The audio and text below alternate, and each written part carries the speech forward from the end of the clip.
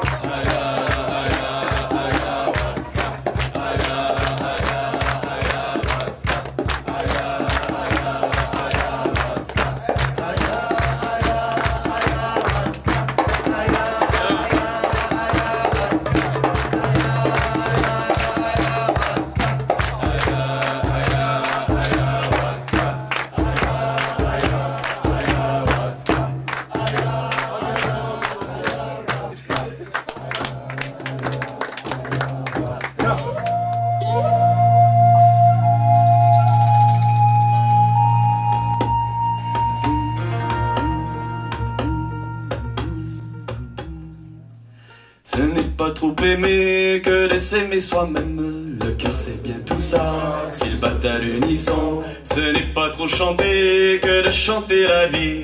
Le cœur c'est bien tout ça, s'il bat à l'unisson. Ce n'est pas trop jouir que de jouir de Dieu. Le cœur c'est bien tout ça, s'il bat à l'unisson. Ce n'est pas trop vibrer que de briver de joie. Le cœur c'est bien tout ça, c'est pas à l'unisson. Ce n'est pas trop penser que de penser le juste. Le cœur c'est bien tout ça, c'est pas à l'unisson. C'est pas trop exiger que d'exiger le vrai. Le cœur c'est bien tout ça, c'est pas à l'unisson. Ce n'est pas trop plier le front contre la terre. Le cœur c'est bien tout ça, c'est pas à l'unisson. C'est pas trop d'abandon que celui du passé. Le cœur c'est bien tout ça, c'est pas à l'unisson. Ce n'est pas trop d'ivresse que celle du bonheur. Le cœur c'est bien tout ça, c'est pas à l'unisson. Ce n'est pas trop donner que donner de son temps. Le cœur c'est bien tout ça, c'est pas à l'unisson. C'est pas trop accepter que d'accepter sa peur. Le cœur c'est bien tout ça, c'est pas à l'unisson. Ce n'est pas trop prier que de prier le ciel. Le cœur c'est bien tout ça, c'est pas à l'unisson. C'est pas trop de folie que celle de la sagesse. Le cœur c'est bien tout ça, c'est pas à l'unisson. Ce n'est pas trop risqué que de s'ouvrir au monde. Le cœur c'est bien tout ça, c'est pas à l'unisson. Ce n'est pas trop d'élan s'il vient de la confiance. Le cœur c'est bien tout ça, c'est pas à l'unisson. Ce n'est pas trop aimer que de s'aimer soi-même. Le cœur c'est bien tout ça, c'est pas à l'unisson. Ce n'est pas trop chanter que de chanter la vie. Le cœur c'est bien tout ça, c'est pas à l'unisson. Ce n'est pas trop mourir que de mourir d'amour. Le cœur c'est bien tout ça, c'est pas à l'unisson.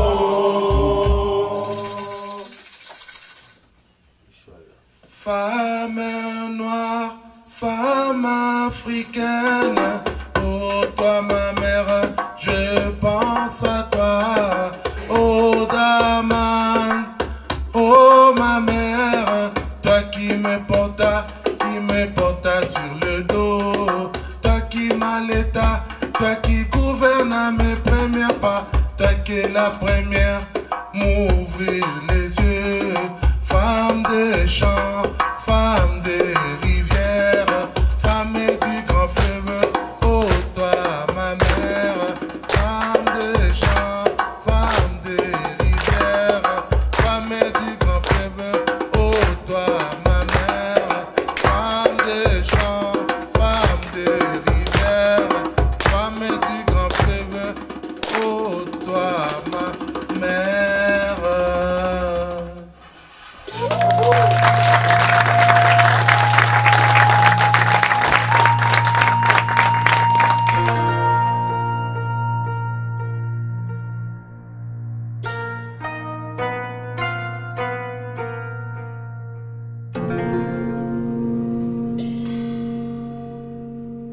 Bonjour docteur. Bonjour. Mon nom c'est Patrick, je suis originaire du Congo. J'ai tenté de rentrer avec cette chanson de mon pays, de l'Afrique, parce que malgré amertrie, malgré coloniser, les terres de l'Afrique et les terres du Congo sont toujours riches avec leurs plantes et leurs richesses. J'aimerais d'abord vous présenter vous. Vous êtes un grand médecin, un médecin réputé. Vous avez été, en 1980, vous êtes arrivé au Pérou pour un projet de développement. Et c'est là que vous avez rencontré des guérisseurs. Oui. En 1986, vous avez découvert que certaines plantes ont la vertu de guérir autant le physique que le psychologique. Et le spirituel. Et le spirituel aussi. C'était une révélation pour vous. Parce qu'en tant que médecin, vous avez pris conscience que la médecine occidentale n'avait pas d'âme. En 1989, vous avez entrepris une démarche pour fonder Takiwasi, au milieu de la forêt amazonienne, au nord du Pérou, à peu près. Un centre de traitement de toxicomanie qui utilise des plantes pour faire des rêves. Et c'est à travers ces rêves que vous trouvez des solutions pour guérir les problèmes de toxicomanie. Aujourd'hui, vous êtes des gardiens de Takiwasi. Ici à Bordeaux, les seuls gardiens que moi je connais, c'est nos gardiens de prison. Alors dites-moi, cher médecin, selon vous, qu'est-ce qu'un gardien de Takiwasi? Bien. D'abord, je remarque que vous êtes très bien renseigné sur mon histoire. Merci. Mais qu'il y a quand même quelques précisions à apporter. Parce que moi, je n'ai rien découvert, en fait. Ce sont les Indiens qui ont découvert toutes ces choses-là. Donc, c'est une connaissance ancestrale, millénaire. C'est une découverte pour moi de ce que les Indiens avaient déjà découvert. Okay. La nouveauté, c'est qu'un occidental, un médecin, s'intéresse et considère ces savoirs comme valides, comme intéressants, comme positifs, comme susceptibles d'apporter des solutions. Et la découverte essentielle, peut-être, c'est que ces gens-là connaissaient des choses depuis des millénaires que nous, dans notre connaissance occidentale, nous ignorions totalement. Ça permet de relativiser la connaissance occidentale. Parler du gardien, et je pense que ça, c'est un bon choix. Parce que toute la question qui tourne autour des toxicomanies, des drogues, de la consommation, c'est la question de la contention. C'est-à-dire comment est-ce qu'on arrive à contenir les expériences dans lesquelles on va éventuellement s'aventurer. Les expériences où on se modifie la conscience en prenant une substance, mais toutes les expériences de vie.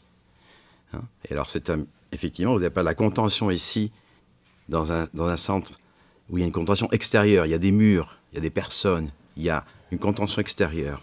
Mais l'idéal, en fait, ce serait qu'on puisse arriver à avoir une contention intérieure. Qu'on ait besoin de personne à l'extérieur pour dire ça c'est bien, ça c'est pas bien, ça tu fais, ça tu fais pas. Okay.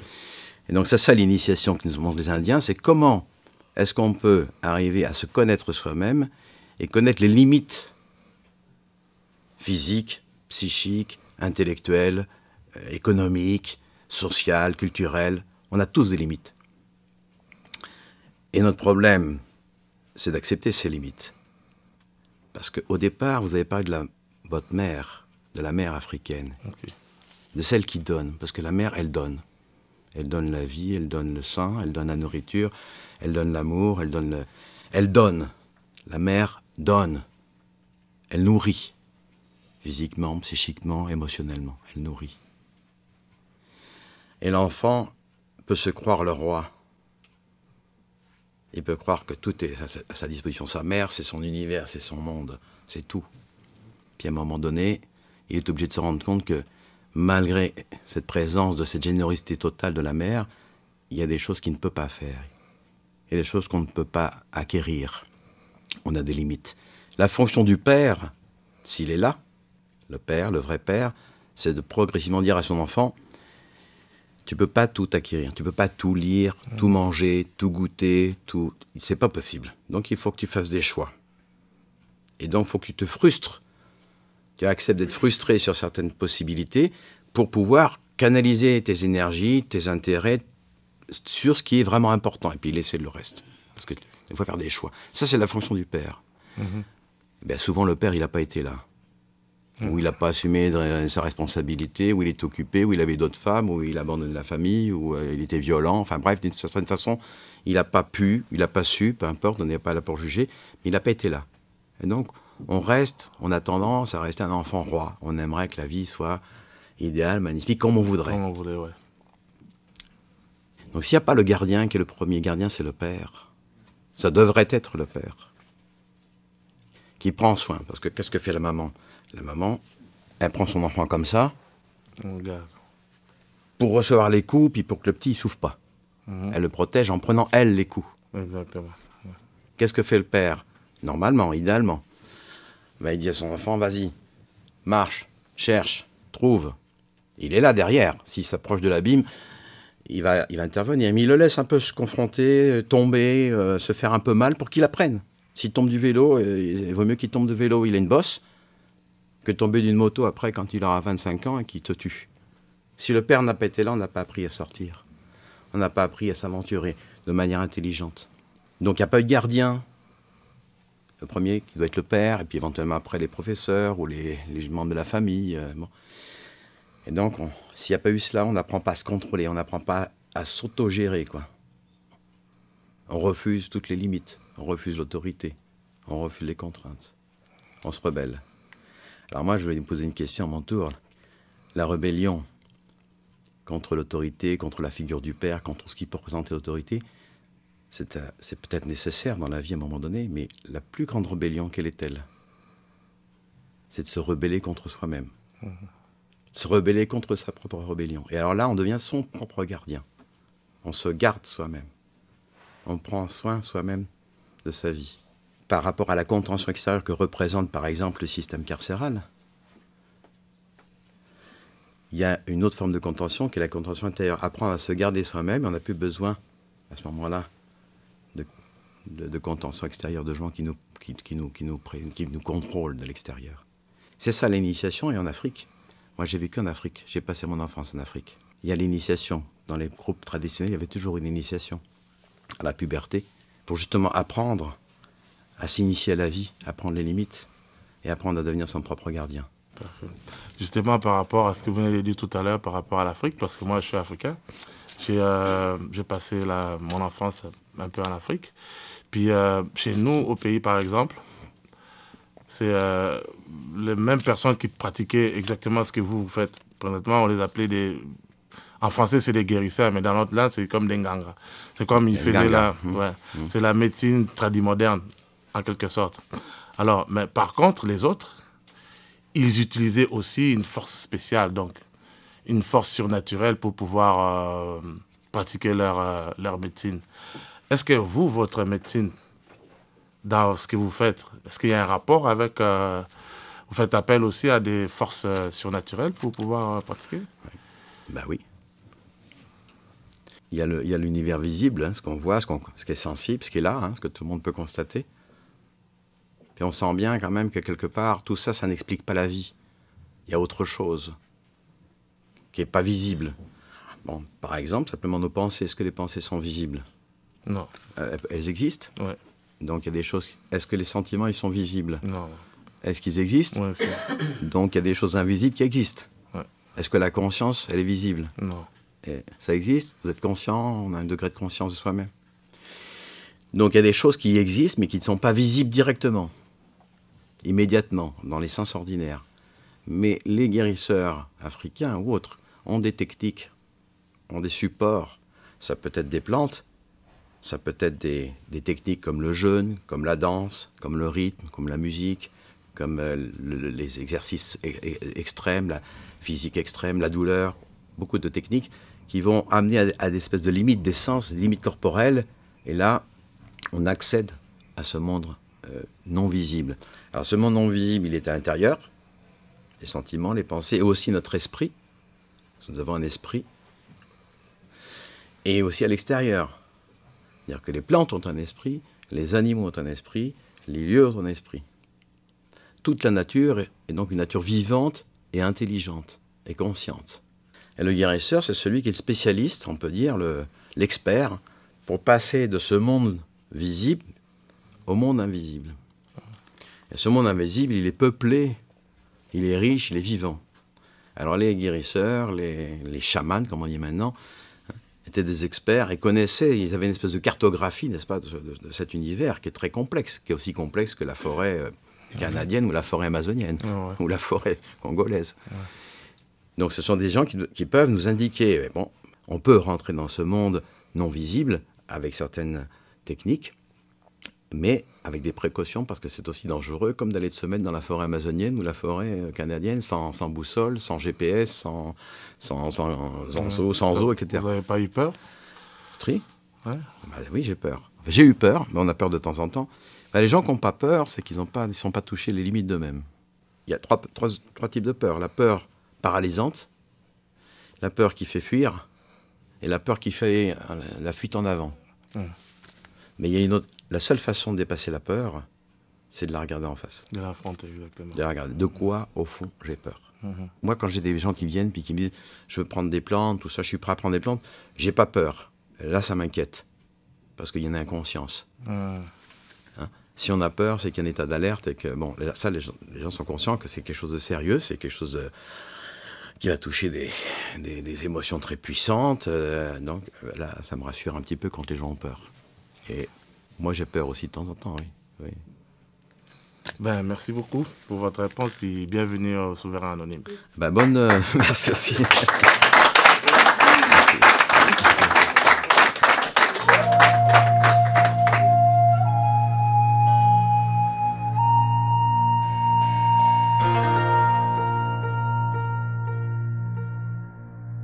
Cher docteur Mabi, bonjour. Bonjour. Je m'appelle Karl. Karl. Moi, quand je suis en prison, je suis un prisonnier. Et quand je viens ici, avec tous mes amis, je me sens quelqu'un. Et en même temps, devant vous, je me sens souverain. Souverain dans le sens d'être libre d'exprimer ce que je vais vous exprimer présentement. Moi, dans la prison, j'ai aucun problème de consommation de drogue ou bien d'alcool ou bien de quoi que ce soit. Mon problème, moi, c'est plus à la sortie. Je peux te dire qu'à 9 h, le 17 décembre de cette année, il va y avoir quelqu'un qui va m'attendre en avant, dans une voiture. Et dans cette voiture, les personnes qui sont là m'importent peu. Pourquoi? Parce qu'il va y avoir d'autres choses dans la voiture qui m'importent beaucoup plus que ces personnes. Et cette chose, on l'appelle Barbancourt. C'est un rhum 5 étoiles. Et lui, il a fait beaucoup de ravages dans ma vie. Et souvent, il m'a ramené ici. J'ai essayé plusieurs thérapies. Ça n'a rien donné. J'ai essayé de la méditation et voilà, ça n'a rien donné non plus. Mais j'aimerais savoir s'il y a une de vos plantes qui pourrait me donner une explication face à ça. Ce que vous êtes en train de dire, en fait, c'est que on peut très bien justement être dans la contention extérieure, ce qu'on vient de parler à l'instant, c'est-à-dire qu'être protégé de l'extérieur, ça ne résout pas le problème. Parce que la contention, elle n'est pas à l'intérieur. Le contrôle, il n'est pas... Il n'y a pas de contrôle intérieur. Donc ça pose cette question-là. Donc, qui est Karl? Qu'est-ce qu'il cherche dans la vie? Quelles sont ses souffrances? Parce que ça sert à quoi le rhum 5 étoiles ou d'autres substances? Ça sert à quoi? Pourquoi est-ce qu'on consomme? À cacher certaines émotions ou autre chose. Oui. Voilà. C'est un médicament. Ouais. Sauf que le médicament devient plus compliqué que la maladie elle-même à un moment donné. Donc c'est un mauvais médicament. Ouais, mais il y a une intuition là-dedans. L'intuition, c'est j'ai besoin d'une substance ou d'un support, en l'occurrence une substance, qui me permet de calmer le jeu, de retrouver un peu de la joie, de sortir de la dépression, des angoisses, etc.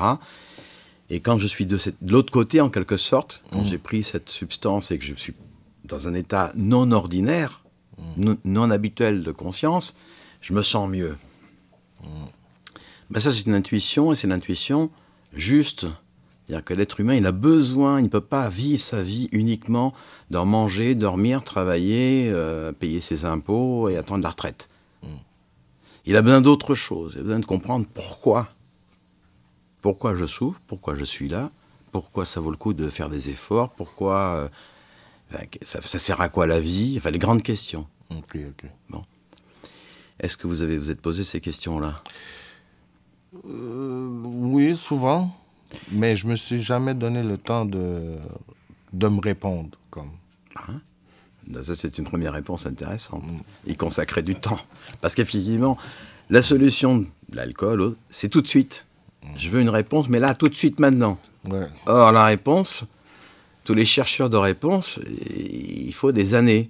Okay. C'est long, ça prend du temps et ça prend de l'énergie. Donc, c'est déjà une première chose, c'est accepter que les réponses ne viennent pas comme ça. Ça, c'est l'enfant.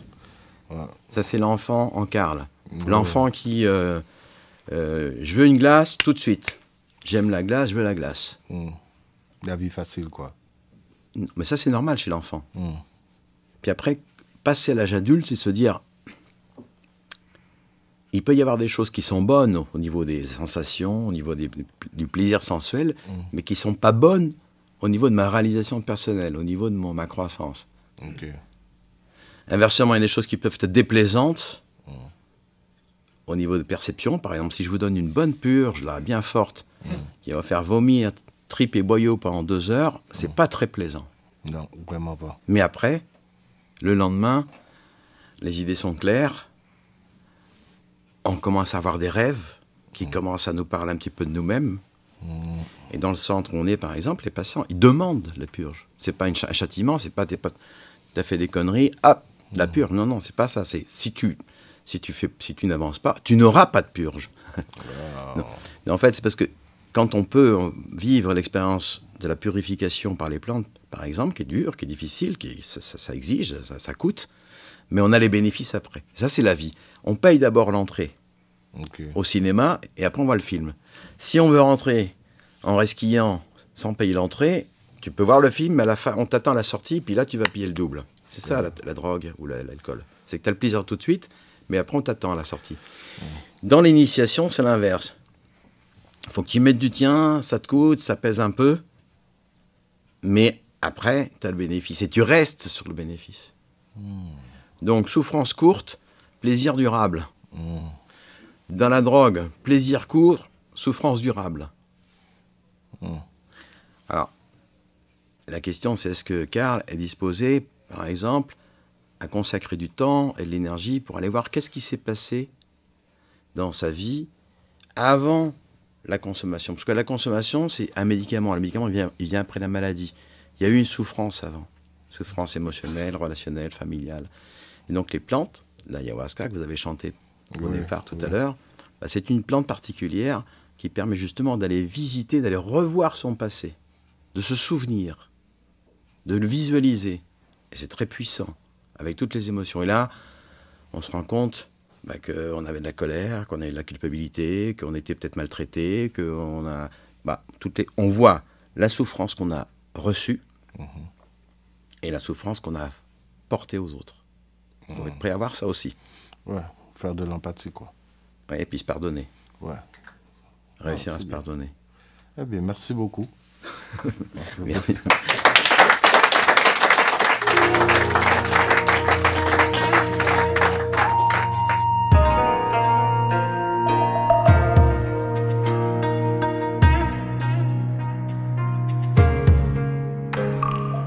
Bonjour, Dr Mabie, ça va bien? Bonjour, merci. Moi, c'est Alexandre. Alexandre. Donc, j'ai une longue histoire à vous raconter, mais je vais la résumer. Donc, moi, à 8 ans, j'étais avec mes amis à la plage et il y en a un moment donné qui vient me voir puis il me dit « Alex, tiens. » Fait que là, il me donne quelque chose dans la main, c'est un joint. Fait que là, il me dit « Fume ça, c'est du pot. » Donc, moi, pour leur montrer que j'étais un homme, pour les satisfaire, j'ai pris comme 2-3 pas. J'ai fumé le joint. Donc, j'étais vraiment gelé. Vraiment, vraiment. En plus, avec la chaleur, fait que j'étais gelé bien raide. Donc, une couple d'heures après, j'ai dégelé. Il y a un de mes amis qui vient me voir puis qui me dit Alex, en fin de compte, c'était pas un joint de pot, c'était du thé. Fait que là, je dis du thé. Il me dit, ouais, du thé noir. Donc là, moi qui est vraiment curieux, je suis allé me prendre un joint de pote pour comparer, pour voir les effets. Donc, j'allais chercher un joint de pote, puis je l'ai fumé. Puis tu sais quoi, docteur? Ça m'a pas gelé, pas en tout.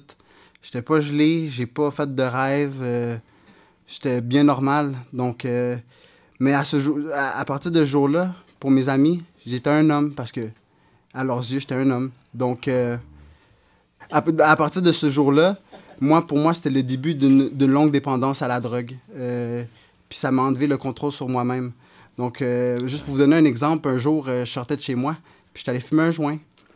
Puis j'ai pris ma bicyclette, puis je roulais en plein milieu de la rue, puis j'ai remarqué que toutes les maisons autour de moi étaient petites. Les autos qui passaient à côté de moi, c'était comme des chars de bébés. Je me sentais comme dans le film Chérie, j'ai gonflé le bébé. Sauf que c'était moi qui étais dans le film, c'était moi qui étais gonflé. J'ai vu un de vos documentaires sur votre travail, oui. Et j'ai constaté que c'était vous utilisez des plantes pour pouvoir guérir le monde de leur dépendance. Oui. Si j'ai bien compris, vous utilisez des plantes naturelles pour guérir du monde de leur drogue artificielle. C'est bien ça? Alors d'abord, je voudrais reprendre c'est intéressant parce que vous avez dit à 8 ans, j'ai fumé, etc. Et donc, j'ai voulu montrer que j'étais un homme. Et à partir de là, les autres ont considéré que ça y est, j'étais un homme. Dans toutes les sociétés traditionnelles, sauf la société occidentale dans laquelle on vit, on avait des rites de passage, les guérisseurs, les caciques, enfin les chefs des communautés, organisaient des rites de passage pour que l'enfant, à un moment donné, puisse devenir un homme. Et dans ces expériences de passage, c'était des choses très, très fortes, très puissantes. Parfois, ils utilisaient justement des plantes pour vivre ces expériences. Mais là, vous l'avez fait comme ça, enfin seul, sans guide, sans préparation, avec un copain qui est passé. Donc ça se passe bien, ça se passe plus ou moins bien. C'est pas canalisé, c'est pas conduit. Et c'est ce qui manque dans la société occidentale actuelle, c'est cela. C'est justement pouvoir avoir des espaces où les gens peuvent vivre cette transition entre l'enfance et l'âge adulte à travers une expérience où on s'est confronté à sa conscience. Mais là, c'est une confrontation un peu ludique, avec des transformations là, visuelles. Bon, ça n'apporte pas grand-chose. Quand c'est canalisé, ça peut être non seulement ludique, mais ça peut être initiatique dans le sens où ça nous apprend des choses sur nous-mêmes, sur la vie. Mais il faut que ce soit guidé par quelqu'un qui connaisse. Donc effectivement, les drogues, par exemple, vous parlez du cannabis, là, hein, de marijuana, cannabis, hashish. Qu'est-ce que c'est que cette plante? C'est une plante sacrée. C'est une plante médicinale très puissante. Mais il faut savoir l'utiliser. Et ça ne s'utilise pas en se fumant. Ça s'utilise avec des extraits d'huile. Ça s'utilise en se mangeant. Ça s'utilise en se buvant dans les traditions de l'Inde et de l'Orient. Donc il y a une façon de consommer ces plantes. Si on les consomme mal, en les fumant directement, on peut tomber dans la dépendance.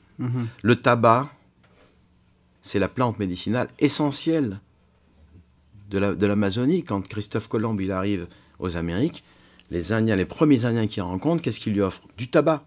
Parce que pour eux, c'était le plus beau cadeau qu'ils pouvaient faire. C'était ce qu'on a de mieux. Mais le tabac, ça se boit. Le jus de tabac.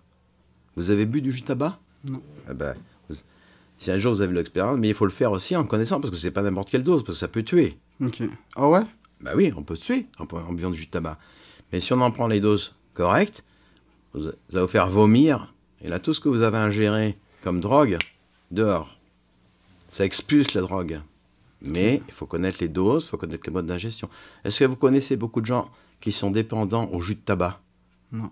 Et pourtant, le tabac est en vente libre. Comment ça se fait? Parce qu'il fume. Non, parce que quand on prend du jus de tabac, on vomit, on souffre. Après, on se sent très bien. Mais il faut d'abord passer par l'épreuve et c'est très difficile. Quand on fume directement le tabac, on peut tomber dans la dépendance. Donc, c'est pas le problème du tabac, c'est comment c'est consommé, comment c'est utilisé. Donc, toutes les plantes médicinales peuvent devenir des poisons. Le cannabis, c'est une plante médicinale, mais ça peut devenir un poison. Le tabac, c'est une plante médicinale, mais ça peut devenir un poison. Ça dépend comment on l'utilise. Donc, il faut apprendre comment utiliser les choses. Et donc, il y a des plantes, effectivement, qui permettent de purger, de nettoyer, de désintoxiquer. Ensuite, il y a des plantes qui ont des fonctions spécifiques pour traiter des problèmes. Par exemple, vous avez tendance à être un peu enfermé sur vous-même, timide, dans l'introspection, un peu introverti. Ah bah, y a une plante qui peut vous aider, qui s'appelle Chilixanango, en Amazonie, qui vous aide quand vous la prenez, mais il faut la prendre dans des conditions très spécifiques. Il ne faut pas manger de sel, il faut être isolé, il ne faut pas avoir de relations sexuelles. Il y a des règles très strictes. Quand vous prenez cette plante-là, la peur s'en va. Et on commence à s'ouvrir aux autres. On commence à s'ouvrir à la vie. Il y a une plante, quand on est trop en l'air, trop aérien, là, qu'on est toujours un peu dans les nuages, qu'on n'a pas les pieds sur terre, il y a une plante qui te ramène les pieds sur terre. Tu as une plante, si tu es trop au contraire, à l'inverse, c'est vraiment au ras des pâquerettes, là, tu n'arrives pas à lever la tête, à regarder un peu vers le monde spirituel, vers le sens de la vie, vers les choses, enfin, vers l'art, vers la beauté. Tu as une plante qui t'aide à ça, à lever le regard. C'est une plante pour chaque chose. Il y a des plantes, c'est comme avoir des psychologues spécialisés pour chaque problème. Et quand on prend des plantes qui permettent de voir les choses comme dans des rêves, comme un rêve, mais éveillé, on ne dort pas, et on voit les choses, et on voit des choses sur soi, sur sa vie. Chaque fois qu'il y a une plante qui va susciter ce genre de choses, il n'y a jamais de dépendance. Ce sont des plantes qui ne créent aucune dépendance, aucune toxicomanie. Si on prend des plantes, on les consomme, mais qu'on ne voit rien, comme par exemple quand on fume des joints ou quand on fume du tabac, on peut devenir, ou quand on prend de l'alcool, on peut devenir dépendant. Donc ça dépend comment c'est utilisé. Donc les plantes sont des médecines et des plantes sont des poisons. Ça dépend comment on les utilise. L'alcool, on parlait de l'alcool à l'instant, est-ce que c'est bon l'alcool? Ben, ça n'a pas de sens, c'est une question qui n'a pas de sens, ça dépend. Si tu verses l'alcool sur toi, j'allume une allumette, c'est pas très bon pour toi l'alcool à ce moment-là. Si on prend l'alcool dans une célébration à la messe, ceux qui sont croyants, c'est très respectable. L'alcool n'est pas mauvais, ni bon ni mauvais, ça dépend de ce que l'être humain en fait. Donc c'est la liberté. Qu'est-ce que tu vas faire avec le cannabis? Il faut apprendre et connaître. Si on n'apprend pas, on fait les choses mal. À 8 ans, on ne peut pas savoir comment faire les choses. C'est là, il n'y avait pas de grand frère qui était là. Non. Et il était où le papa? Il n'était pas là. Ben voilà. Donc on retombe toujours sur le même problème. Si ça n'a pas eu lieu, il faut trouver maintenant des pères. Il faut trouver des guides. Ça peut être un thérapeute, ça peut être quelqu'un que tu respectes de ta famille, ça peut être une personne qui représente quelqu'un de sérieux, de sûr, de protecteur, et qui va te dire pas toujours des choses sympathiques. Pas toujours, mon petit garçon, mais oui, t'as souffert, c'est pas de ta faute. Non, en même temps, te dire, attends, là, tu fais des conneries, là. Il faut arrêter de se prendre pour une victime tout le temps. On n'est pas qu'une victime, on est aussi libre. Hein? Donc quelqu'un qui a une parole forte, affectueuse, mais aussi forte, ça c'est la fonction du père. Très intéressant.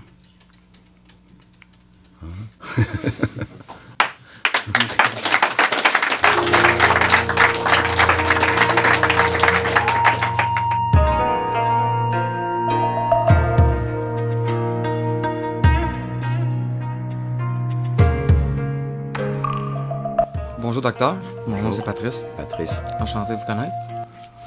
Ok. Je suis ici devant vous aujourd'hui parce que j'ai une question à vous poser. J'aurais même plusieurs questions à vous poser, mais on va y aller une chose à la fois.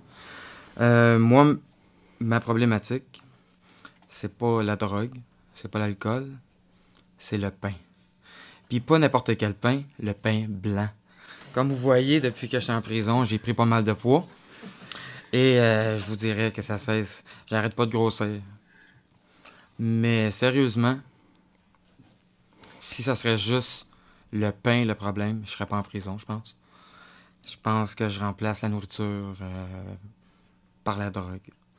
Et le contraire, tu sais. Dehors, je consomme. En prison, je consomme de la nourriture. J'ai fait plusieurs thérapies. J'ai fait plusieurs incarcérations. Ça n'a jamais marché. La drogue, a toujours été un échappatoire. Quand je parle de drogue, évidemment, je parle de la nourriture, je parle de la coke, je parle de l'alcool, évidemment. Je me demandais, dans vos plantes, s'il n'existait pas un moyen de pouvoir contrer ça. Puis aussi, je me demandais aussi par rapport...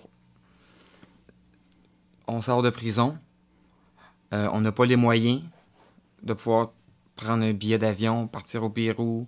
Est-ce qu'il y a moyen, pour un toxicomane qui sort de prison, de pouvoir arriver jusqu'à chez vous? Alors, j'ai pas de charter et j'ai pas de bourse pour les billets d'avion.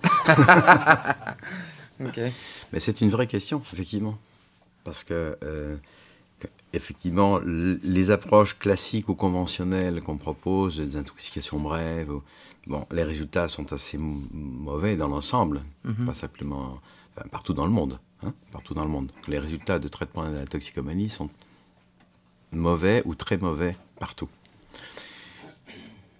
La deuxième chose, c'est que c'est pas qu'une question de plantes. Même si on a les plantes là tout de suite ici, on les a sous la main, il y a d'autres facteurs qui jouent. Le facteur, c'est pourquoi est-ce que vous voulez sortir du problème des drogues? Pourquoi vous voulez vous libérer de ça? Parce que je suis tanné de tout le temps recommencer. Qu'est-ce que j'ai perdu? Mais ça, c'est pas une motivation. La motivation, c'est qu'est-ce que vous voulez... Bon, supposons, là, je vous fais un petit coup de magie. Vous n'avez plus aucune dépendance. Là. Vous faites quoi demain? Je vais travailler. Pour avoir quoi? Pour être heureux. C'est quoi être heureux? Une famille, des enfants. Une stabilité. Oui. Vous aimeriez vivre où, idéalement? Ça a peu d'importance. En ce cas, pas ici. Bah ça, c'est ça, la motivation. C'est qu'est-ce que je veux atteindre, pas qu'est-ce que je veux laisser. Pour avoir une famille, pour avoir le projet qui m'intéresserait, mon entreprise, ou faire le voyage autour du monde, je sais pas. Ça, c'est ça que je veux. Et ça vaut plus que tout le reste. Et pour atteindre ça, je suis obligé de laisser, il faut que je laisse la consommation, parce que sinon je ne pourrais pas réaliser ça. Ça, c'est la motivation. Parce que la motivation de je veux me laisser les drogues, c'est pas une motivation, c'est une... La motivation doit être positive, elle doit être sur une construction, sur un projet. À partir de là, si je veux monter au sommet du Mont Blanc, il faut que je me prépare à l'effort, il faut que je m'entraîne, ça motive plein d'efforts. Donc, c'est pour ça, qu'est-ce que vous voulez atteindre au fond? C'est ça que je vous pose la question. Quel est votre projet? Quel est-ce qui serait le plus fou pour vous, le plus idéal, le plus beau? Gravir le Mont Everest. C'est un vrai projet? Oui. Vous y avez pensé souvent? Oui. Vous êtes capable d'aller jusqu'au bout? Il faudrait que je commence par grimper. Voilà. Ah ben ça, par exemple, si vous le mettez comme ça, il arrivera, quoi qu'il arrive, je monterai le Mont Everest, vous allez vous libérer des dépendances. Okay. Mais il faut que ce soit là, parce que ça suppose à ce moment-là d'atteindre les hauteurs. Bon, c'est une symbolique très intéressante parce que c'est quoi monter en haut? Gravir la montagne, c'est un symbolique qu'on trouve dans toutes les traditions. Oui. C'est la vie spirituelle, c'est le sens de la vie. Monter vers les hauteurs, retrouver le sens. Parce que quand vous avez mal, là, enfin vous n'avez pas mal, en fait vous avez un vide. Il faut le remplir avec du pain blanc, qui est du sucre, hein, sucre lent. J'ai un peu ce problème aussi d'ailleurs. Et puis avec des substances. Il y a un vide, c'est quoi ce vide?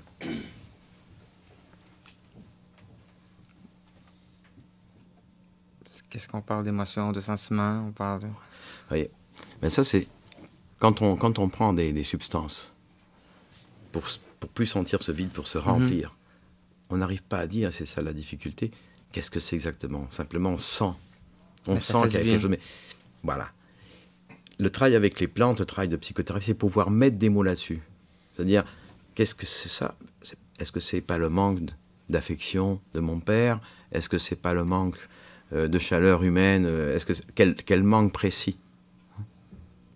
Parce que c'est un vide dont on ne sait pas très bien qu'est-ce qu'il veut dire.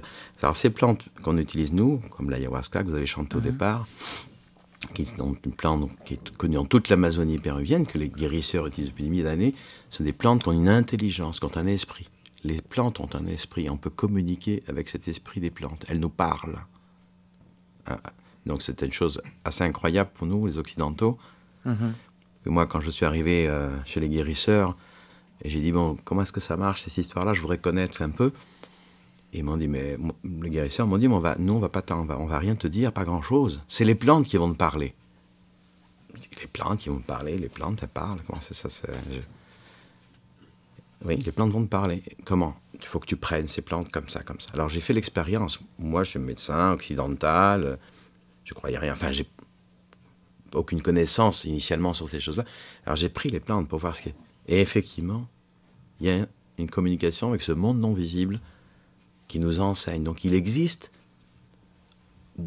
dans le monde non visible, il existe du divin, il existe des esprits, il existe des forces. Et donc il faut commencer tout de suite là, à mon avis, recréer le contact avec ce monde invisible. Comment? Par la prière, par la méditation, par la sincérité du cœur. Les plantes, ça ne fonctionnera pas, même les meilleures plantes, si la personne ne croit pas, s'il n'a pas, c'est pas une question de croyance, mais de disposition, de sincérité. Voilà. De sincérité. Puis d'une bonne motivation. Et la motivation. Qu'est-ce que je veux au bout? Parce que si on prend les plantes sans savoir où on va, ça ne marche pas, non. Il faut garder l'image de l'Everest. Parfait. Et puis vous m'envoyez une carte quand vous êtes arrivé là-haut. Alors, on va prendre un petit peu de temps avant qu'elle arrive. C'est bien gentil, hein?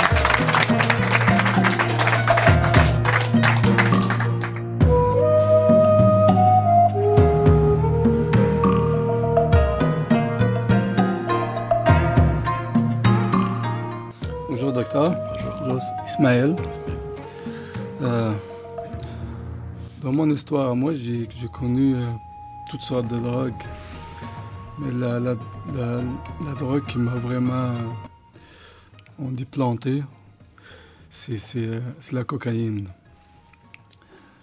Depuis que j'ai commencé à toucher à cette drogue-là, ça m'a mis... je me sentais comme si on m'avait pris et vous m'avez injecté dans la planète Lune, là. Mais pas le côté clair, mais le côté vraiment comme like dark side of the moon. J'étais vraiment dans le noirceur. J'étais triste, j'étais malheureux. Je me sentais solitaire. J'ai fait mal à ma famille, à moi-même. Et cette drogue-là, ça m'a amené jusqu'au suicide.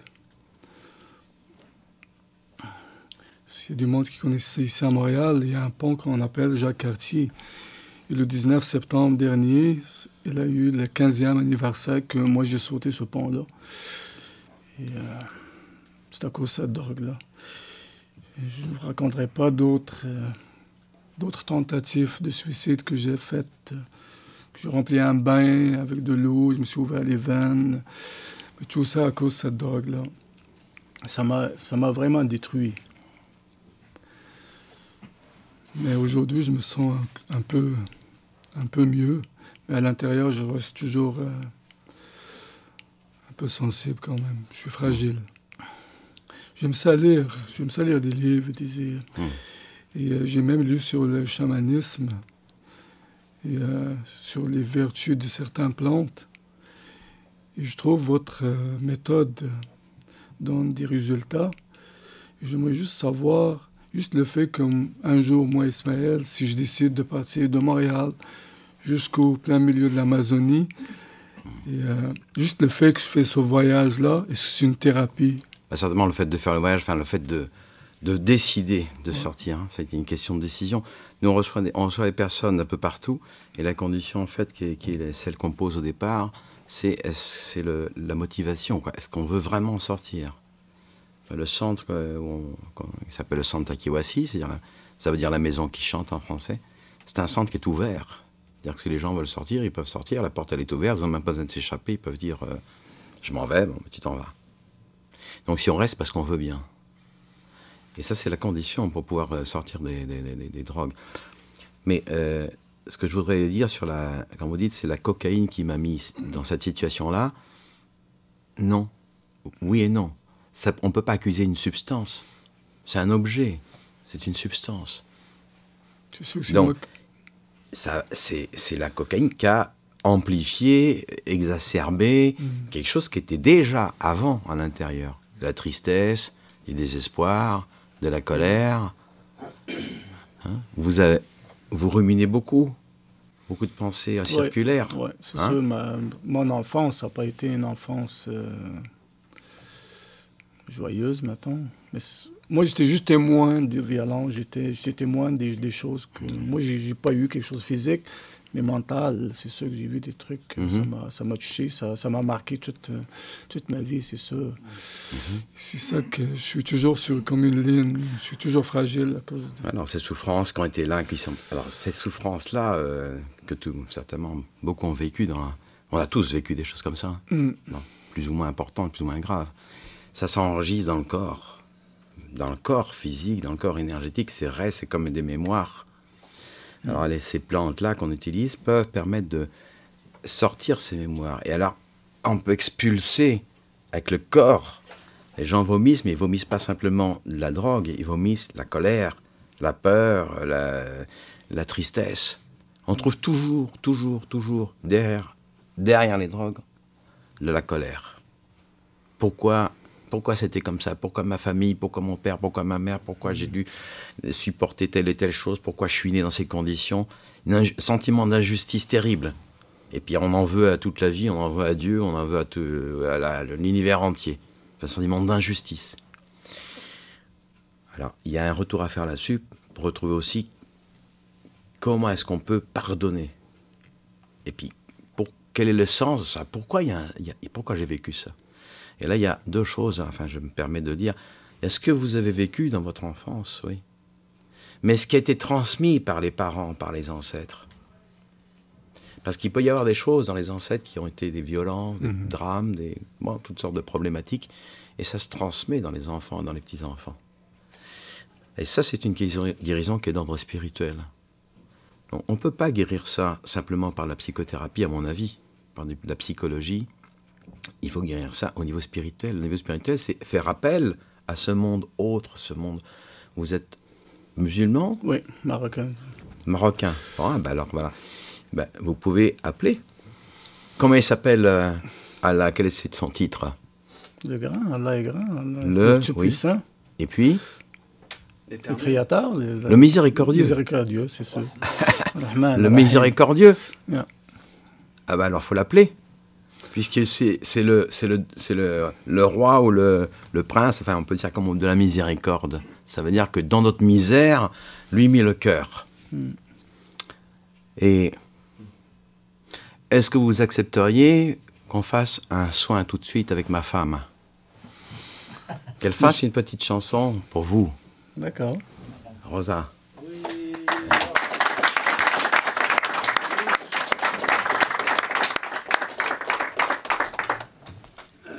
La médecine traditionnelle, c'est le support pour agir, c'est à travers le chant. Ce ne sont pas des chansons comme ça. Ce que vous avez chanté tout à l'heure, Le cœur c'est bien tout ça, c'est pas une chanson qui a été composée comme ça un soir sur le coin de la table. Ce sont des rêves. Ce sont les esprits avec lesquels on rentre en contact qui nous font rêver ces chants. Donc c'est une chanson que j'ai rêvée. Après je l'ai écrite, mais je l'ai rêvée. Et cette chanson que vous avez chantée, Le cœur c'est bien tout ça, c'est une chanson pour traiter les blessures de l'enfance, de la petite enfance. Quand on chante ce chant, ça touche les blessures de la petite enfance. Parce que je voulais demander à Rosa, qui travaille aussi avec les plantes et tout cela, c'est de chanter un chant sur le cœur, sur l'ouverture du cœur. C'est aussi un chant inspiré, c'est pas une création artistique ou esthétique, ce sont des chants inspirés par les visions et par les rêves. Et je pense que Rosa pourrait... Parce que Ismaël, on voit là, il est très beaucoup dans la tête. Donc, là, la tête... Ah! Elle est chargée d'énergie. Ça passe trop dans la tête. Ah! Voilà, ça on peut enlever les mauvaises énergies comme ça.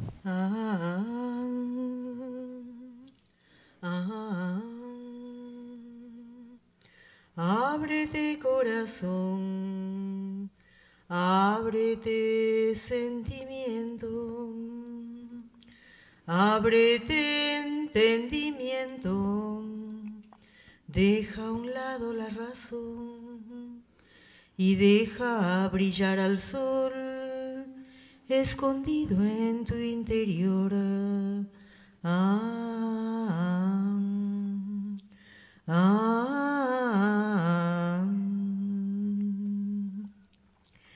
Ábrete, memoria antigua, escondida en la tierra, en las plantas, en el agua, en el aire, bajo fuego en tu cuerpo.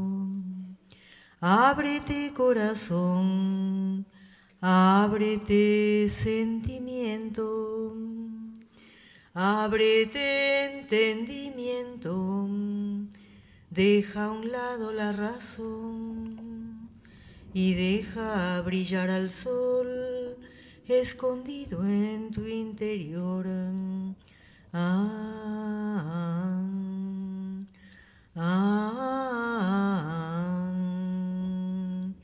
Es tiempo ya, ya es ahora, ábrete corazón y recuerda cómo el espíritu cura, como el amor sana, como el árbol florece y la vida perdura.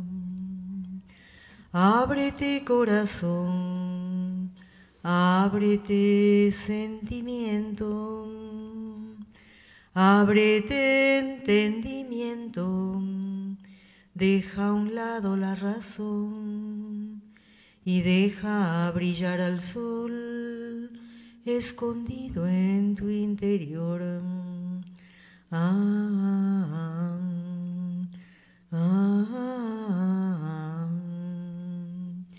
Abre tus alas, respira profundo y elévate hacia el cielo. Mira al sol de frente, como las águilas. No tengas temor, confía en Dios, confía en ti, confía en la vida. Ábrete corazón, ábrete sentimiento, ábrete entendimiento, deja a un lado la razón y deja brillar al sol escondido en tu interior.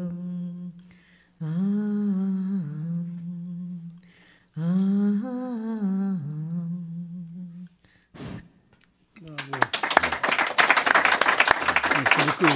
Merci. Merci beaucoup.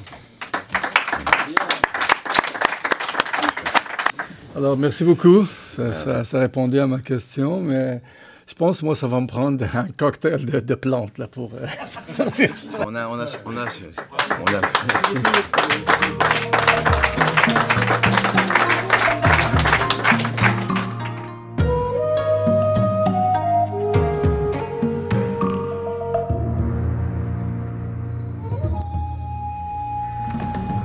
Bonjour, Dr Mabi. Bonjour. Mon nom c'est Francis. Francis. Je suis content de vous rencontrer aujourd'hui. Moi, je vais vous parler un peu de ma dépendance, mes dépendances. Moi, ma dépendance, c'est le pot et l'argent. Surtout l'argent. J'ai une grosse dépendance à l'argent, puis je suis tout le temps en train de penser à l'argent, tout le temps. Je suis tout le temps en train de penser à faire un deal, à faire un 5 piastres là, un 10 piastres là, un 1000 piastres, tout le temps. Tellement que des fois, c'est fatigant. Des fois, je me réveille pendant la nuit, je pense à ça. Puis, j'ai essayé plusieurs trucs parce que ça me cause plusieurs problèmes. J'en suis à ma 3e incarcération. Ça va faire bientôt 5 ans que je suis ici. Puis, à cause de l'argent, de ma dépendance à l'argent. Puis, j'ai essayé plusieurs trucs pour me guérir ou pour sortir de cette dépendance. Puis, il n'y a rien qui a fonctionné.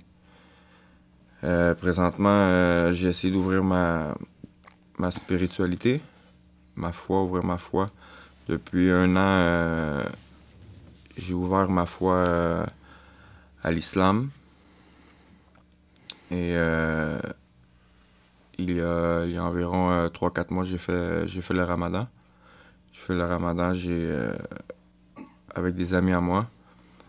J'ai fait le jeûne pendant 30 jours. Ça m'a aidé à un peu de me mettre dans la peau dans la peau des pauvres, de ceux qui mangent pas, ceux qui ont pas de nourriture, des trucs comme ça, savoir si je pourrais être heureux sans avoir l'argent. Et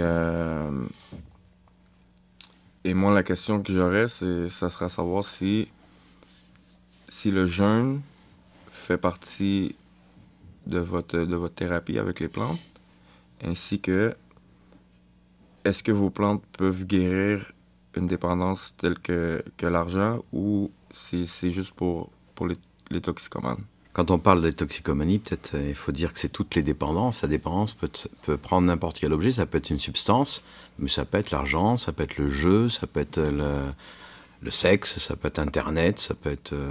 voilà, c'est n'importe quel objet qui va devenir une obsession, une compulsion de laquelle on n'arrive pas à se défaire. C'est-à-dire, en fait, quelque part, c'est comme si, dans la dépendance, c'est une forme de possession.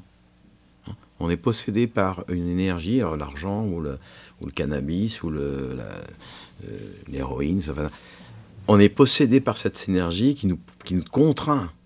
On veut s'en défaire, on voudrait arrêter, on voudrait, et on ne peut pas. On est sous l'emprise, on est prisonnier de. Et c'est une prison bien plus contraignante que les murs d'ici.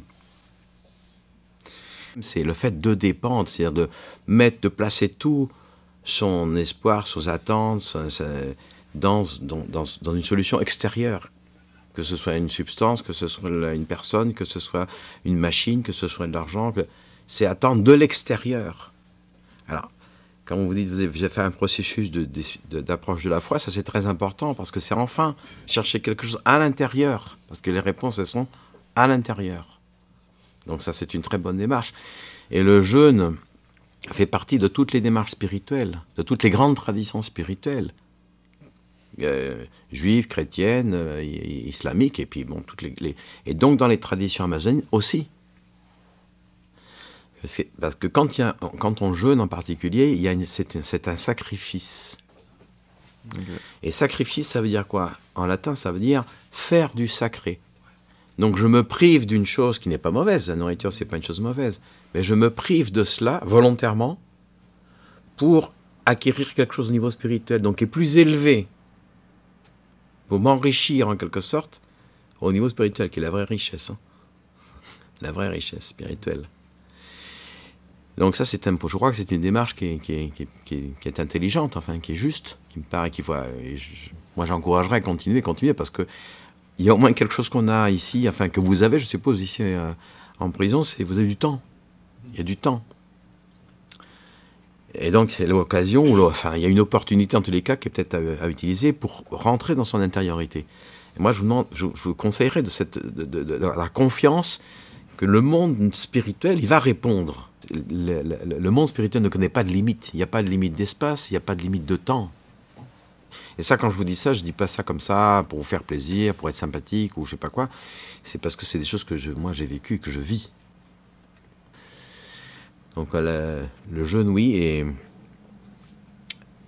alors, vous posez tous la question, finalement, je comprends bien quelque part, tous ceux qui sont venus ici jusqu'à présent. Et moi, je voudrais prendre des plans de faire ça, mais c'est loin, c'est au Pérou. Et comment concrètement le faire? Et c'est pour ça d'ailleurs que je suis aussi ici au Québec, c'est pour parler dans des conférences, pour faire connaître ce genre de choses, parce qu'il y a des solutions. Mais il y a aussi ici au Québec, par exemple, dans les traditions autochtones, il existe des huttes de sudation, par exemple. Il existe des formes de purification et des rituels de purification. Donc les populations autochtones, au Québec même, ont conservé certains savoirs pour pouvoir se guérir. Alors peut-être aussi des gens qu'il faut aller chercher. Moi, je ne les connais pas suffisamment, mais je sais qu'il y a, en tous les cas, quelques possibilités auprès de ces gens-là. Les peuples autochtones ont gardé des traditions et des connaissances et des ressources pour traiter les problèmes de dépendance. Parce que la dépendance, c'est un problème occidental. C'est un problème qui n'existe pas dans les sociétés traditionnelles avant l'arrivée des Blancs. L'alcoolisme qu'on trouve chez les Amérindiens ou chez les aborigènes d'Australie, c'est depuis l'arrivée des Blancs. Avant, non. L'addiction, la toxicomanie, l'alcoolisme massif tel qu'on le voit dans la société occidentale, c'est depuis l'arrivée des Occidentaux. Depuis le moment où on a déclaré que Dieu n'existait pas, qu'il fallait manger, dormir, etc., que tout le reste était de l'invention, de l'imaginaire, des pensées obsolètes, rétrogrades, voilà, la modernité. On est très intelligent, n'est-ce pas? Et on sait que tout ça, ça n'existe pas. Mais c'est faux.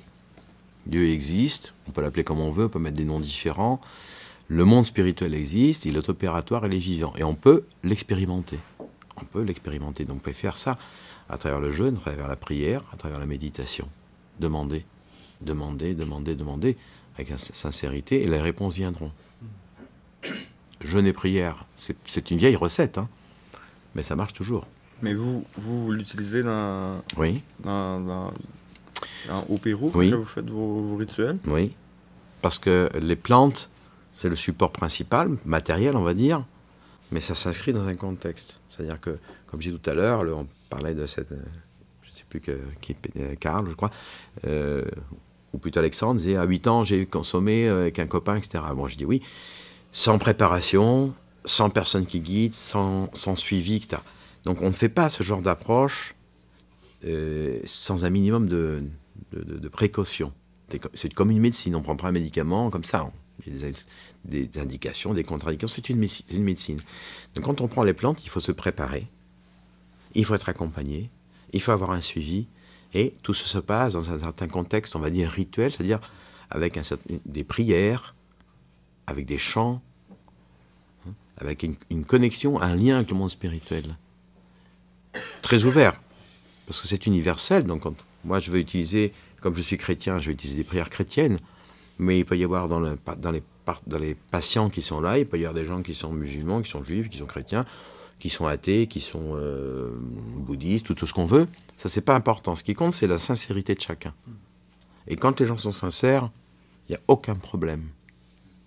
Parce que ça touche des choses qui sont humaines. On est tous des humains, on a tous un esprit. Et si on parle un peu avec vous, par exemple, je suis sûr que si on approfondit un peu, vous avez vécu déjà des expériences, même sans les substances, des expériences où vous avez été en contact avec ce monde spirituel. Vous n'avez jamais eu une expérience? Vous vous rappelez de rien? Jamais dans votre vie? Un peu, là, ça... Est-ce que vous avez eu un moment où ça vous a touché, vous étiez ému, il y a quelque chose qui vous a touché, qui était un peu, qui dépassait, inexplicable? Vous avez senti des présences la nuit quand vous dormiez? Ben, souvent, je fais beaucoup de rêves, là. Dans les rêves, qu'est-ce qui se passe? Je pense à dehors. Dehors, souvent, je pense à l'argent. Ça, c'est les mauvais rêves.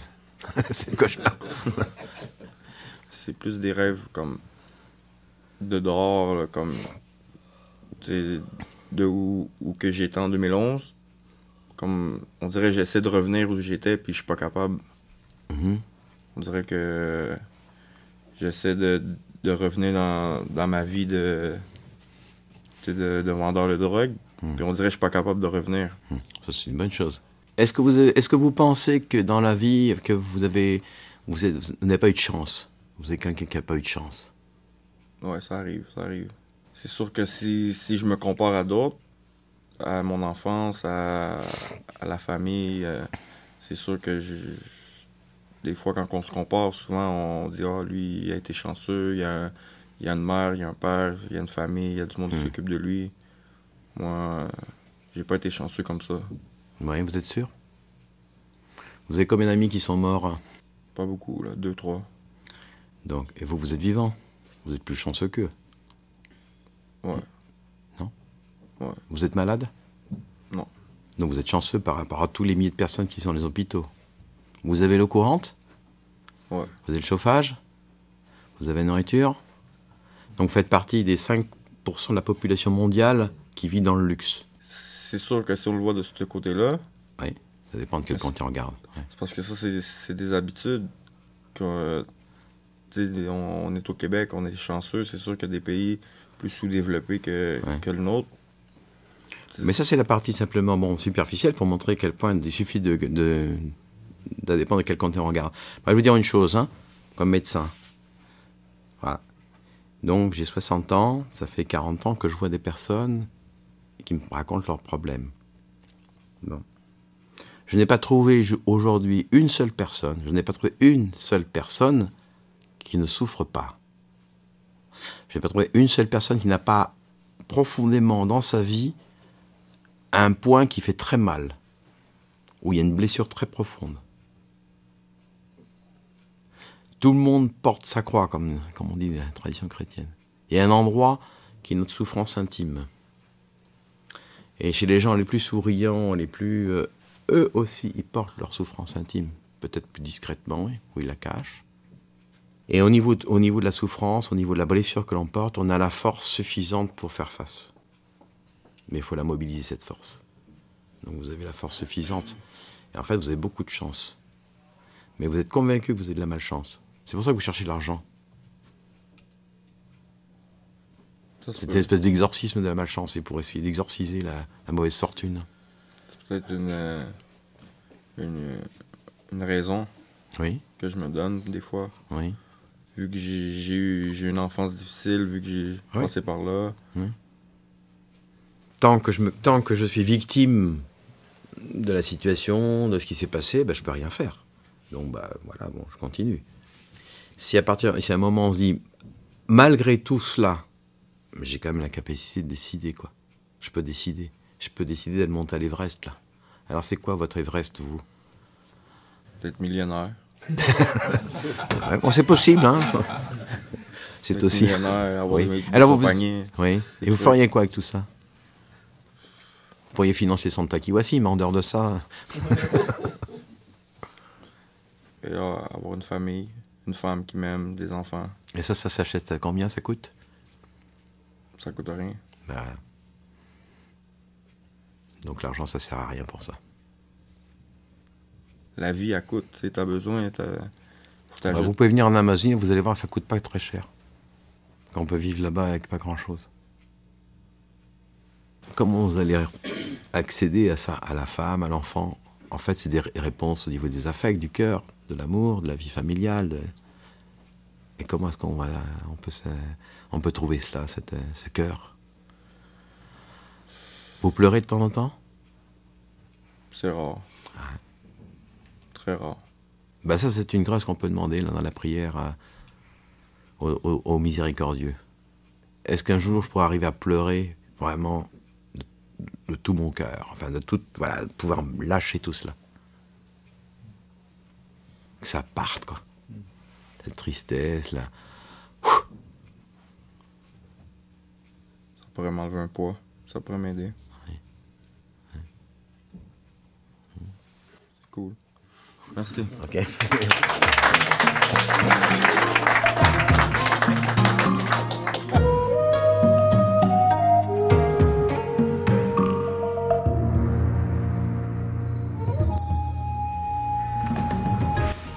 Bonjour mesdames, messieurs, bonsoir. De toute façon, bonsoir docteur.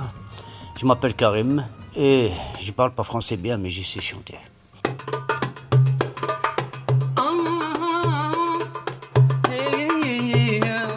لو كان نبدا نغني ونقول الأحباب الأحباب الأصحاب الأحباب الغدارين الأصحاب الأصحاب الأصحاب النكارين أنا نمشي بالنية والقلب مصفية وصحابي يقطعوا فيا بالموسم حفية أنا نمشي بالنية والقلب مصفية وصحابي يقطعوا فيا الموسم حفية على رايي بدل فيا أنا استاهل يا عيني يا عمري بحر علي أنا استاهل بالشهر يا عمري بحر علي أنا استاهل بالشهر الأصحاب الغدارين الأحباب النكارين أنا نمشي بالنية والقلب مصفية وصحابي يقطعوا فيا بالموسم حفية أنا نمشي بالنية والقلب مصفية وصحابي يقطعوا فيا بالموسم حفية على رايي بدل فيا مستاهل يا عيني يا عمري بحر علي استهل بالشهر يا عمري بحر علي استهل بالشهر يا عمري بحر علي استهل بالشهر يا عمري بحر علي استهل بالشهر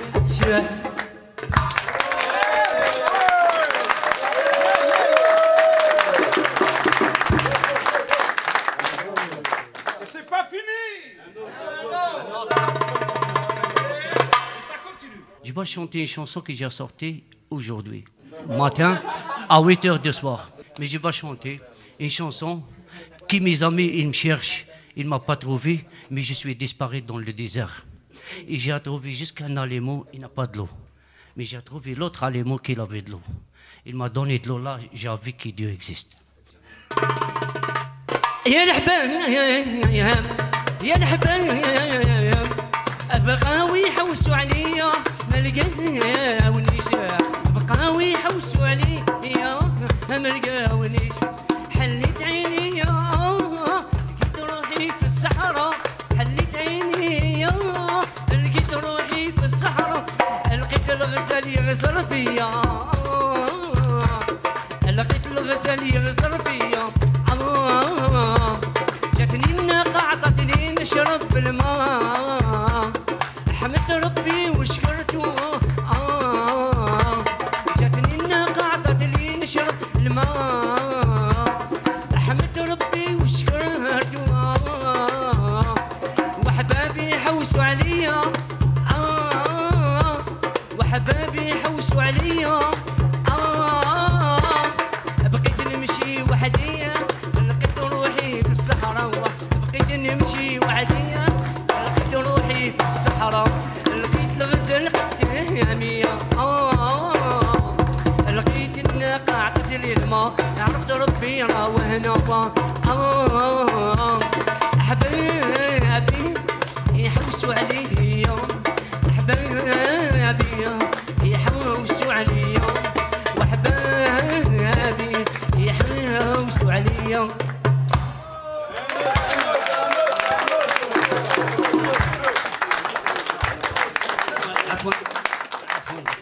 Et j'ai laissé ma famille, j'ai passé même les États-Unis, j'ai pas de passeport, je suis venu dans le bateau caché comme tout le monde.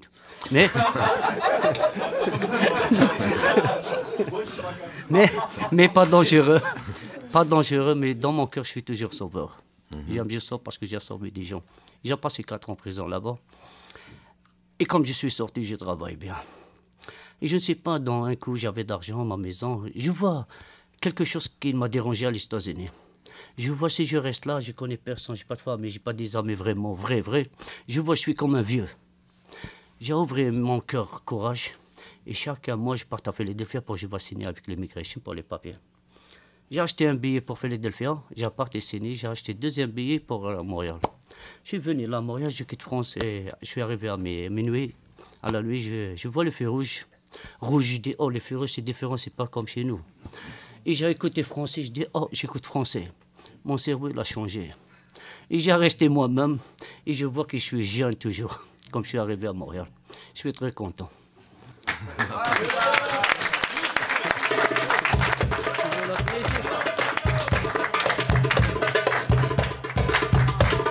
أو نتفكر صغري يا ناس أو نتفكر ويانا نتفكر صغري يا ناس رحت وخليت بلادي هي الجزائر رحت وخليت بلادي هي الجزائر ما ننساهاش في حياتي الملايكات اللي ربي نزلهم في بطن ويما ما ننساش بلادي بلادي الجزائر ما ننساش بلادي الجزائر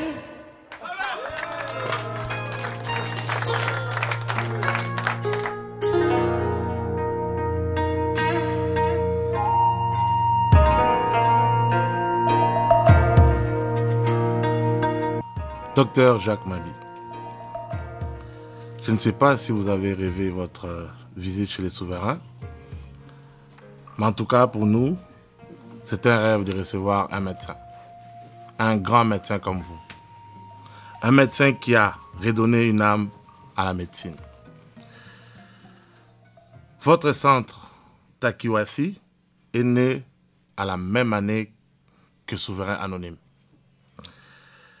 Et je crois que votre centre et notre programme ont en commun de reconnaître l'âme et la dignité chez une personne.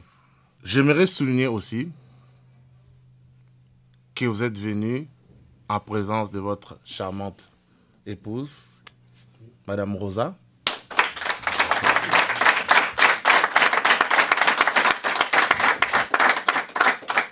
qui travaille avec vous comme votre... Médecin. Exactement. Je remercie monsieur Atidian de Montréal.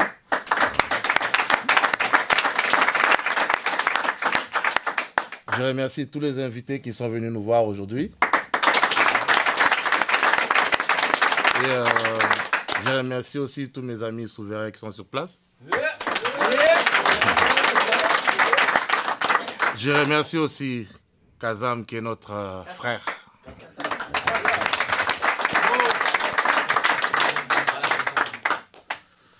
Merci de nous avoir fait l'honneur de votre visite et de vos connaissances. Qui sait, peut-être un jour, un souverain ira faire un tour dans votre centre au Pérou.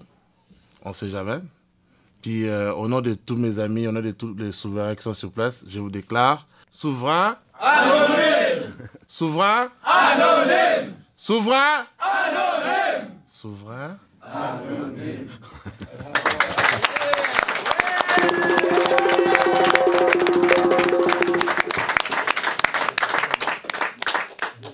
Je voudrais vous remercier de votre accueil.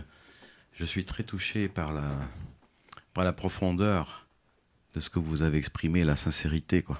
Ça, c'est bon, mon expérience limitée et personnelle, avec toutes les personnes qui sont venues dans le centre et des gens qui sont passés par des chemins de vie très très compliqués, souvent, un peu ce que vous avez vécu aussi.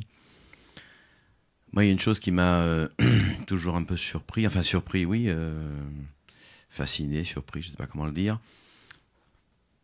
c'est que quels que soient les problèmes, quels que soient les passés, quelles que soient les charges, quels que soient les héritages de chacun, on trouve à l'intérieur de l'être humain une partie qui est intouchable. Il y a quelque chose qui est pur chez chacun d'entre nous, chez chacun d'entre vous, et même les mauvais esprits, même les mauvaises choses ne peuvent pas atteindre cette partie-là. Il peut y avoir par-dessus un peu ce trésor, il peut y avoir plein de décombres de la vie, et de poussière, et de saleté, et bon, beaucoup de choses. Ben, il faut enlever tout ça, il faut enlever les décombres, il faut faire un travail presque d'archéologie, nettoyer, purifier. Il y a deux choses qui sont guérissantes, c'est le pardon, il faut arriver à pardonner, à se pardonner soi-même, et en même temps la gratitude. Il faut remercier parce qu'on reçoit toujours beaucoup de choses dans la vie. Si on est là, c'est qu'on a reçu suffisamment pour être vivant. Un enfant, j'ai travaillé en pédiatrie, un bébé qui ne reçoit pas suffisamment de chaleur des personnes qui sont autour, il meurt. Donc si nous sommes vivants, nous, c'est qu'on a reçu le minimum, au moins le minimum nécessaire pour être là. Donc je vous propose de faire simplement un petit chant, les chants thérapeutiques. Ça se fait normalement dans un contexte un peu différent, mais enfin bon, en quechua, donc la langue des Indiens de la région où on se trouve, et qui est fait pour traiter justement ces blessures de l'âme. Et j'espère que d'une façon ou d'une autre, ça vous accompagnera un petit peu, ne serait-ce que ce soir, dans des rêves un peu différents. Ayaruna me sansima sai punta maririm Ayaruna me sansima sai punta mariri Adadai dadai dadai da Ididi dadi dadai da Adadai dadai dadai da Ididi dadi dadai da Ididi dadi dadai da Ididi dadi dadai da Ayahuasca me sansima sai punta maririm Ayahuasca me sansima sai punta mariri Adadai dadai dadai da Ididi dadi dadai da Adadai dadai dadai da Ididi dadi dadai da Ididi dadi dadai da Ididi dadi dadai da Kamalonga me sansima sai punta maririm Kamalonga me sansima sai punta mariri Adadai dadai dadai da Ididi dadi dadai da Adadai dadai dadai da Ididi dadi dadai da Ididi dadi dadai da Ididi dadi dadai da Tabakito me son sima sai bunde maririm. Tabakito me son sima sai bunde mariri. Era dai da dai da dai da. Iridi da di da dai da. Era dai da dai da dai da. Iridi da di da dai da. Iridi da di da dai da. Iridi da di da dai da. Ecco kita me son sima sai bunde maririm. Ecco kita me son sima sai bunde mariri. Era dai da dai da dai da. Iridi da di da dai da. Era dai da dai da dai da. Iridi da di da dai da. Iridi da di da dai da. Iridi da di da dai da. Arbakita me son sima sai bunde maririm. Arbakita me son sima sai bunde mariri. Era dai da dai da dai da. Iridi da di da dai da. Era dai da dai da dai da. Iridi da di da dai da. Iridi da di da dai da. Iridi da di da dai da. Erudita me son sima sai bunde maririm. Erudita me son sima sai bunde mariri. Era dai da dai da dai da. Iridi da di da dai da. Era dai da dai da dai da. Iridi da di da dai da. Iridi da di da dai da. Iridi da di da dai. Eh.